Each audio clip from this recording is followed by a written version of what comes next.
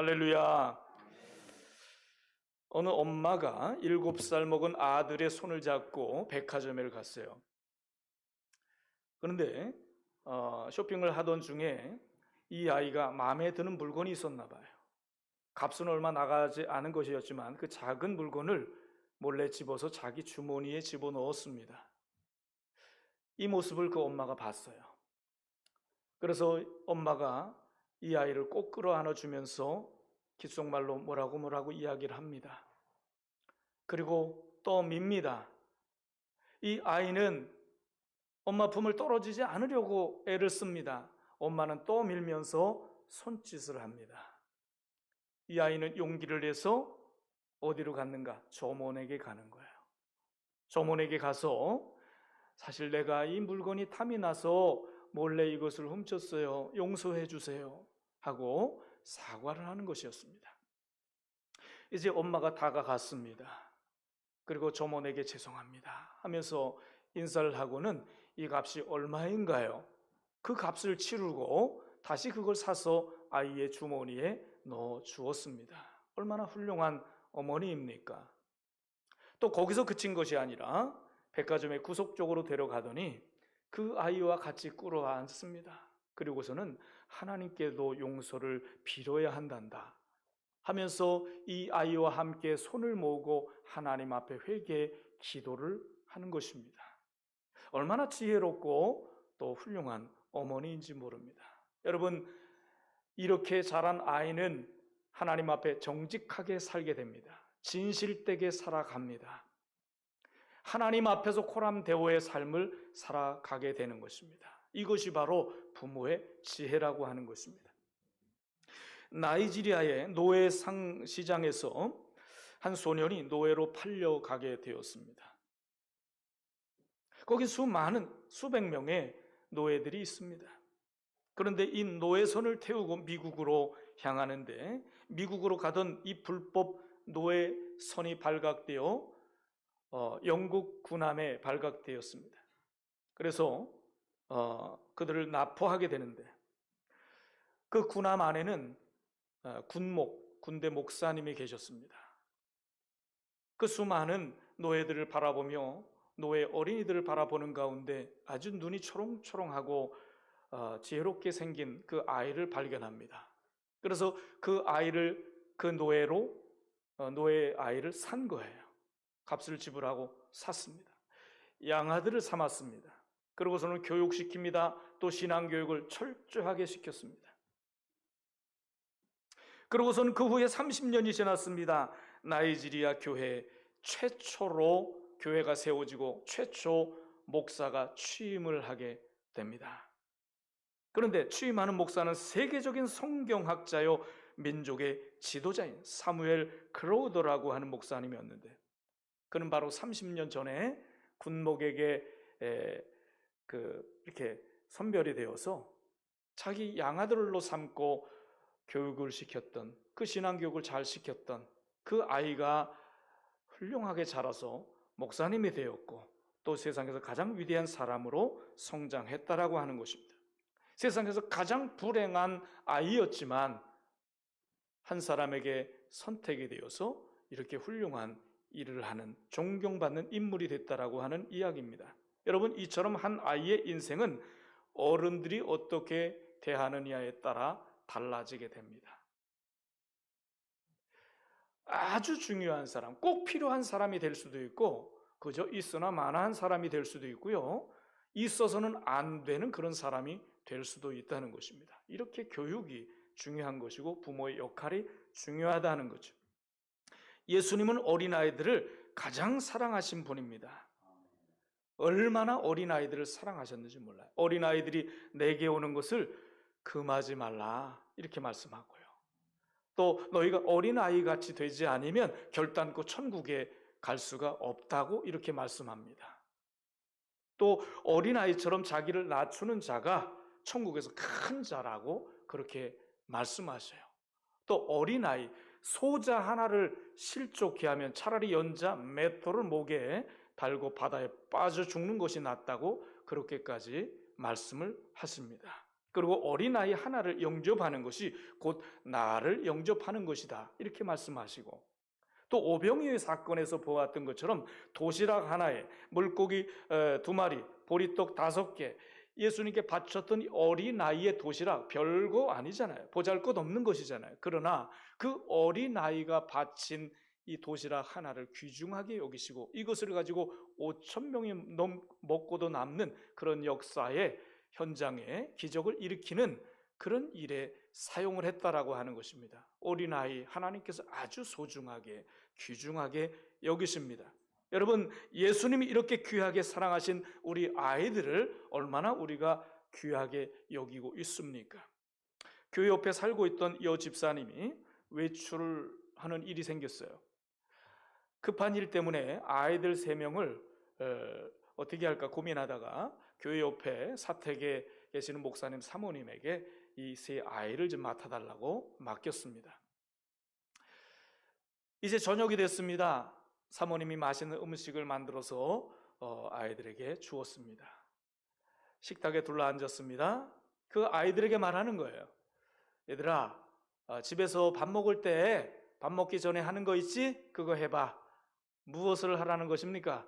감사 기도를 하라는 것입니다. 그랬더니 아이들이 눈만 껌뻑껌뻑하면서 쳐다보는 거예요. 밥 먹기 전에 하는 거 있잖아.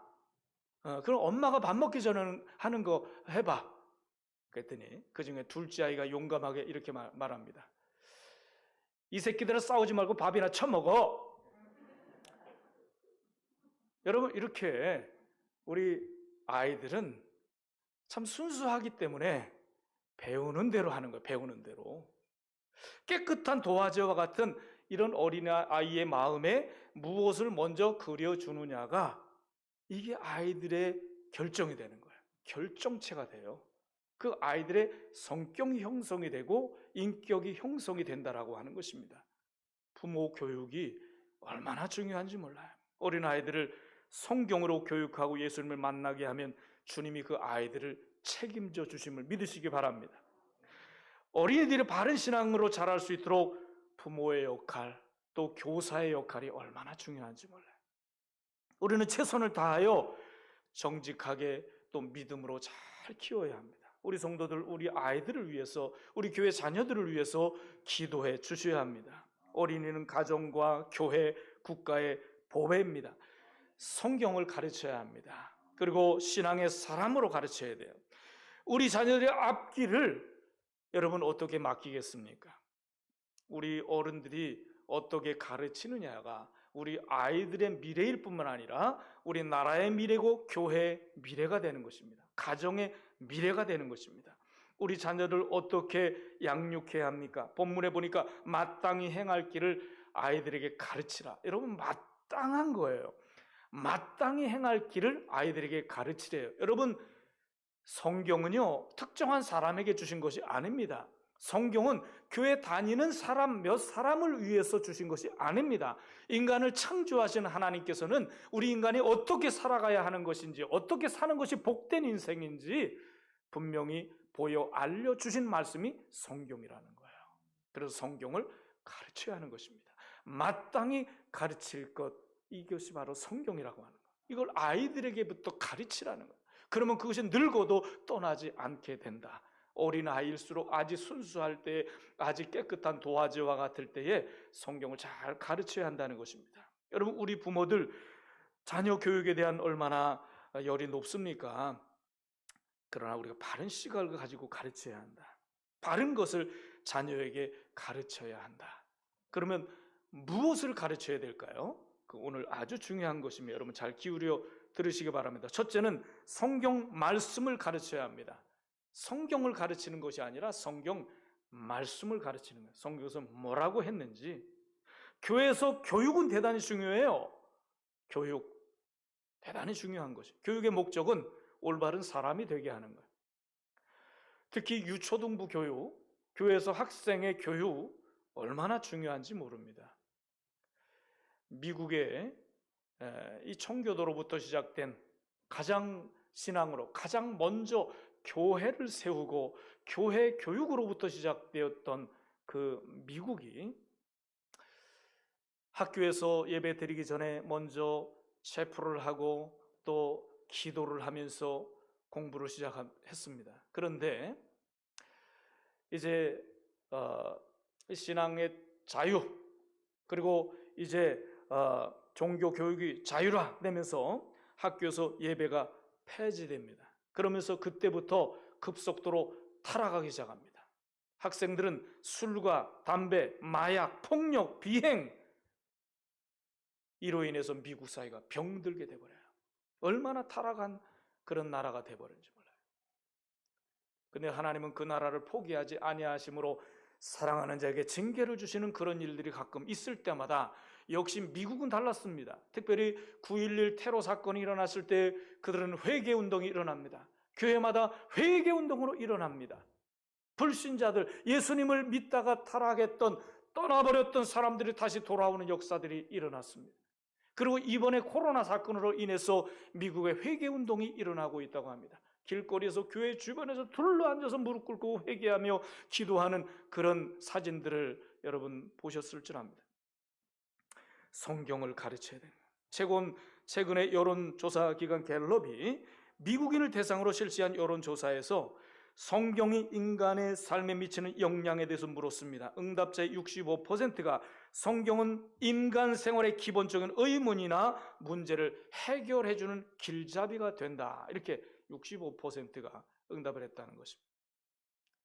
또 미국의 유명한 손도반 출판사가 18세 이상 성인 남녀 1,000명을 대상으로 실시한 여론조사 역시 응답자의 86%가 성경은 삶 속에서 부딪히는 문제들을 해결하는 열쇠가 되며 진리가 된다, 이렇게 응답을 했다고 합니다. 여러분, 디모데후서 3장 16, 17절은 이렇게 말씀합니다. 모든 성경은, 여러분 성경은 1.1핵도 다 중요한 거예요. 다 뜻이 있는 거예요. 내가 은혜 받은 어떤 한 구절, 내가 좋아하는, 나에게 유익되는 어떤 말씀, 여러분 그렇게 생각하면 안 돼요. 모든 성경이 다 하나님의 살아있는 말씀이에요. 그래서 모든 성경은 하나님의 감동으로 된 것으로 교훈, 책망, 바르게 함, 의로 교육하기에 유익하니 전인 교육이 되는 거예요. 우리 성경은. 이것은 하나님의 사람으로 온전케 하며 또 모든 선한 일을 행하기에 온전하게 하려 함이니라. 여러분, 하나님의 사람으로만 온전케 되는 것이 성경이 아니에요. 세상에서 온전한 사람, 세상에서 인정받는 사람, 세상에서 바른 사람 되기 위한 그런 말씀이 또한 성경이라고 하는 거죠. 그래서 모든 사람에게 유익한 전인 교육, 이게 성경이라고 하는 거예요. 우리 역시 성경은 살아계신 하나님의 말씀으로 믿습니다. 그리고 하나님의 말씀대로 믿고 따르는 그런 사람들이요, 성공합니다. 복을 받습니다. 길이 열립니다. 행복한 삶을 삽니다. 복음이 들어간 나라, 받아들인 나라가 세계적으로 보면 다 잘 살아요. 여러분, 38선을 경계선으로 저 북한 땅을 보십시오. 거기에는 하나님이 사라졌어요. 하나님 영광 숭배했던, 경외했던 그 자리에 누가 들어서 있습니까? 김일성, 김정일, 김정은, 그들이 하나님이 되어버렸어요. 그러니 어떻게 됩니까? 가장 황무한 땅, 가장 못 살고 불행한 저주받은 땅이 되어버리지 않습니까? 디모데후서 3장 15절에도 말씀합니다. 또 내가 어려서부터 성경을 알았나니 성경은 능히 너로 하여금 그리스도 예수 안에 있는 믿음으로 말미암아 구원에 이르는 지혜가 있게 하느니라. 할렐루야. 요한복음 5장 39절에도 너희가 성경에서 영생 얻는 줄을 알고 성경을 상고하거니와 이 성경이 곧 내게 대하여 증거하는 것이라. 예수님께서 말씀. 이 성경은 예수님을 가르쳐 줍니다. 예수님을 알면 사람이 바뀝니다. 예수님을 알면 길이 보이는 거예요. 예수님이 나의 길이 되시기 때문에 그렇습니다. 링컨은 9살 되었을 때 그의 어머니 낸시가 세상을 떠났습니다. 그런데 임종할 때 링컨 그 엄마가, 낸시가 링컨의 손을 꼭 잡고 이렇게 말합니다. 사랑하는 내 아들아, 너는 항상 성경을 읽고 성경 말씀대로 살아가는 사람이 되어라. 하나님을 사랑하고 이웃을 사랑해야 한다. 이것이 나의 마지막 부탁이다. 이러고 세상을 떠났어요. 그때부터 링컨은 성경을 읽기 시작합니다. 링컨은요, 초등학교 1학년도 제대로 마치지 못했어요. 그런데 그는 성경을 붙잡았어요. 성경 말씀대로 살려고 애를 쓰며 살아갑니다. 가장 빈곤해, 가장 이 최저, 가장 가난한 가정에서 태어난 이 링컨이 얼마나 고통 속에, 어려움 속에 살았겠습니까? 그러나 하나님을 붙잡았어요. 성경을 붙잡았어요. 성경에서 말씀하신 대로 살았어요. 그랬더니 그는 얼마나 훌륭한 사람이 됩니까? 미국의 역대 대통령 중에서 가장 훌륭하다라고 하는, 지금까지 그런 평을 받는 사람이 되었지 않습니까? 그는 취임 연설 때 이렇게 말합니다. 오늘의 나의 나된 것은 어머니의 기도와 어머니가 가르쳐 주신 성경을 배운 덕택입니다.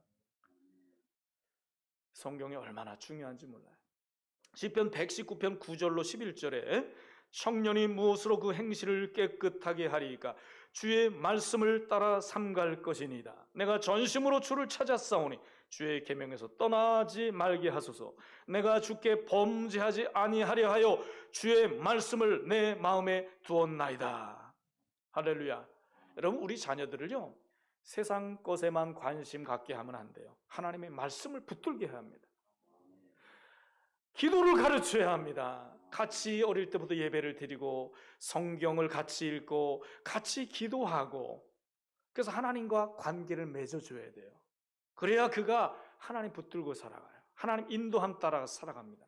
하나님이 나의 목자신에게 부족함이 없는 그런 삶이 된다는 사실을 믿으시기 바랍니다. 두 번째는요, 예배를 바르게 가르쳐야 합니다. 예배는 피조물인 인간이 하나님을 공경하는 그런 방법이에요. 가장 기본적인 행위입니다. 우리 자녀들을 사랑한다면 예배를 가르쳐줘야 돼요. 주일날 세상 없어도 예배를 드려야 한다는 것을 가르쳐줘야 돼요. 예배가 가장 기본적인 인간의 도리요 행위이기 때문에 그렇습니다. 시편 34편 11절에 너희 자녀들아 와서 내 말을 들으라. 내가 여호와를 경외하는 법을 너희에게 가르치리로다. 하나님 앞에 나오라. 교회로 보내십시오. 교회에서 하나님 말씀을 배우게 됩니다. 여러분, 우리 자녀들이 지혜롭게 자라기를 원하잖아요. 잠언 1장 7절에는 말씀합니다. 여호와를 경외하는 것이 지식의 근본이라. 잠언 9장 10절에 여호와를 경외하는 것이 지혜의 근본이요 거룩한 자를 아는 것이 명철이니라. 할렐루야. 여러분, 지혜와 지식 근본이 하나님입니다. 하나님 경외입니다. 잠언 22장 4절에 겸손과 여호와를 경외함의 보상은 재물과 영광과 생명이니라. 여러분, 겸손함으로 하나님을 경외하며 살아가는 거, 돈을 벌려고 애를 쓰고 돈 버는 것 때문에 하나님 예배를 패하고 하나님 멀어지는 사람이 많잖아요. 그런데 하나님을 경외하는 것이, 하나님을 공경하는 것이 재물이래요. 또 이것이 영생, 건강, 장수라는 거예요. 그리고 영광이니라 그랬습니다. 영광. 하나님이 책임져 주시는 그런 사람이 되어야 되는 것입니다. 내가 아무리 애를 써도 하나님이 지켜주지 않으면 우리는 한순간에 낙오자가 될 수 있어요. 한순간에 끝날 수가 있습니다. 그래서 우리가 이 세상에서 아무리 지식, 지혜가 있다 할지라도 창조주 하나님을 알지 못하고 믿지 않는 거 가장 어리석은 자라고 성경은 평하고 있습니다. 시편 14편 1절에 또 53편 1절에 똑같은 말씀이 있어요. 어리석은 자는 그 마음에 이르기를 하나님이 없다 하도다. 하나님이 없다라고 주장하는 사람은 세상에서 가장 어리석은 자입니다. 세상 똑똑한 채 다 하고 무슨 긴다 난다 하는 사람들이 TV 앞에서 강연하고 하는 것, 그런데 하나님을 알지 못하고 하나님을 경외하지 않는 사람이라면 가장 무식한 사람입니다.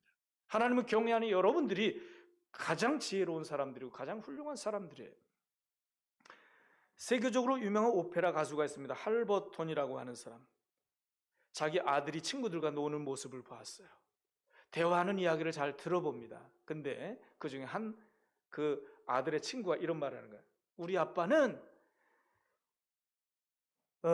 우리 이 시장 알지? 우리 시장과 무척 친하시다 하면서 자랑을 하는 거예요. 그랬더니 그 아들이 하는 말이 서슴없이 이렇게 말합니다.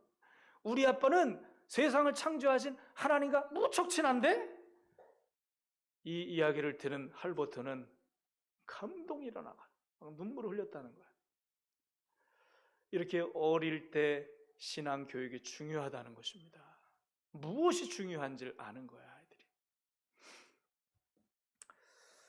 우리는 그렇게 예배의 삶을 살다가 주님 부르시는 날 가는 것입니다. 하나님은 예배하는 자들을 찾으신다 그랬어요. 여러분, 너희 몸을 하나님이 기뻐하시는 거룩한 산 제물로 드리라. 산 제물로 드리는 것이 예배예요. 이것이 바로 영적 예배라고 주님은 말씀하셨습니다. 우리는 온전한 헌신적인 예배를 드려야 합니다. 하나님의 것이라고 하는 것을 인정해야 돼요. 구약에는 제물로 드렸잖아요. 제물은 죽여서 드리는 것입니다. 완전한 희생을 의미하는 것입니다. 오늘날 산 제물로 우리 자신을 받기를 원하시는 하나님 앞에 우리가 예배를 드리면서도 정말 헌신된 예배를 드려야 합니다. 똑바로 정신 차리고 드려야 되는 거예요. 졸면 안 되는 이유가 바로 그것입니다. 실패하면 안 돼. 예배에 성공하는 자 하나님이 복을 주시기 때문에 그렇습니다. 세 번째, 순종을 바르게 가르쳐야 합니다. 성경은 순종과 불순종의 역사예요. 아담 한 사람의 불순종이 모든 인류가 죄인이 되어버렸습니다. 그러나 예수 그리스도의 순종이 모든 사람을 구원의 자리로 인도합니다. 여러분, 예수님은 하나님 말씀대로 순종함으로 우리 인류에게 복의 근원이 되셨어요. 여러분, 우리가 순종, 불순종은 자유가 있을지 몰라요. 그러나 우리가 잘 한번 이걸 깨달아야 됩니다. 불순종의 역사는요, 이게 사탄의 역사입니다. 사탄의 영역이에요. 순종의 영역은 이게 성령의 영역인 거예요. 그래서 우리는 내 소속을 알아야 돼. 내가 누군가? 내가 순종하는 사람인가 불순종하는 사람인가? 이걸 통해서 자신을 한번 발견해야 됩니다. 우리는 순종의 영역의 사람이 되어야 된다는 것이죠. 순종의 덕을 익히는 사람은 참으로 복된 사람이지만 또 불순종의 사람은 참 불행의 사람이 됩니다. 부모에게 순종하는 법을 잘 배워야 합니다. 그래야 사회에 가서 순종하는 법을 배우고 군대에 가서도 잘 적응하고 교회에 가서도 순종하는 사람이 됩니다. 순종을 기쁨으로 여겨야 합니다. 순종을 참 자유함으로 느껴야 됩니다. 순종을 자랑으로 여겨야 됩니다. 순종할 수 있는 사람이 복이 되기 때문에 그래요. 네 번째는 재능을 찾아 개발하도록 해야 합니다. 개발시켜줘야 돼요. 오늘의 사회는요, 다변화 사회입니다. 다양한 직장이 있어요. 그리고 다양한 재능을 요구합니다. 그런데 한 사람이 다양한 재능을 가진 사람을 요구하는 것이 아니라 그 다방면에 필요한 그 한 사람을 요구하는 것이 사회라고 하는 거예요. 그런데 오늘날 부모들의 욕심은 어떻습니까? 우리 아이가 다방면에 뛰어난 아이가 되기를 그렇게 요구하고 있어요. 그런데 많은 재주를 가진 사람이 한 가지 뛰어난 재주를 가진 사람 못 당합니다. 이걸 우리가 잘 알아야 되는 거예요. 사회에서 그런 사람을 요구하지 않아요. 그 방면에 뛰어난 그 사람을 요구한다는 것입니다. 여러분, 모든 것을 잘 하는 아이로 교육하면 어느 부분에서 앞설 수가 없어요. 하나님께서 주신 재능을 잘 개발시켜 줘야 한다. 경기도 교육청의 보고에 의하면 유치원의 그 방과 후에 특기 교육이 있습니다. 그 10명 중에 9명이 방과 후에 특기 교육을 받는데 이 교육부 의뢰로 이화여대 이기숙 교수에게 유치원 외에 그 조기 교육을 어떻게 받나 그 실태를 조사하도록 부탁을 했습니다. 근데 그 교수가 조사를 해보니까 학부모 2,159명을 대상으로 조사한 결과 특기교육 한 가지를 하는 아이가 유치원 아이입니다. 한 가지가 2위로 나타났는데 28.8%, 두 가지가 가장 많이 나타났습니다. 30%, 세 가지 이상이 20.6%, 네 가지 이상이 2.6%, 10가지 이상 하는 아이가 8명이나 나타났어요. 그리고 12가지 이상이 1명 있어요. 여러분, 세상에 아이 죽이는 거 아닙니까? 유치원 이게 용량이 얼마나 됩니까? 유치원 아이가. 근데 이거 5가지, 10가지, 12가지를 아이에게 가르쳐? 이게 과연 효과가 있을까요? 전문가들이 이야기하면 이런 현상은 자녀들이 여러 가지를 배우면 다른 아이들보다 앞설 것으로 생각하는 부모들의 그릇된 인식 때문이요, 교육 철학의 부재 현상이다. 부모가 잘못 아는 거예요. 부모가 잘못 교육하고 있는 거예요. 그러면서 심하게 표현하면 부모 자신이 심한 열등의식에 사로잡혀 있는 인격장애에서 비롯된 교육관이다, 이렇게 평합니다. 여러분, 인격장애 정신병입니다. 정신병이에요. 하나님은 여러 사람이 가져야 할 그 달란트를 한 사람에게 주지 않았습니다. 각각 다르게 주셨다고 고린도전서 12장에는 말씀하고 있잖아요. 왜요?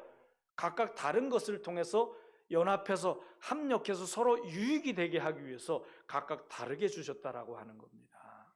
교회에서도 독불장군은 없는 거예요. 그러므로 자기 달란트가 무엇인지 잘 발견하고 달란트를 개발할 수 있도록 부모가 도와주어야 합니다. 부모된 자는 자신의 욕망 따라서 교육할 것이 아니라 하나님의 자녀로서 하나님이 주신 달란트가 무엇인지 이걸 잘 알고 개발시켜 주어야 합니다. 가장 잘할 수 있는 것이 무엇일까? 우리 아이가. 이 아이가 가장 좋아하는 것이 무엇일까? 앞으로 이 아이가 보람을 느끼며 살아갈 수 있는, 이 아이만 할 수 있는 가장 최상의 것이 무엇인지 이것을 기도하면서 발견해야 되고 개발시켜줘야 합니다. 자녀의 학벌이 좋다고 훌륭한 사람이 되는 것이 아닙니다. 5번째, 인성교육을 시켜줘야 합니다. 예수님의 어린 시절을 여러분 잘 아시죠? 그는 키가 자라고 또 지혜도 자라며 하나님과 모든 사람 앞에 더욱 사랑스러워지셨다라고 그렇게 말씀합니다. 사랑스럽게 자라셨던 예수님을 소개하고 있어요. 이것은 무엇입니까?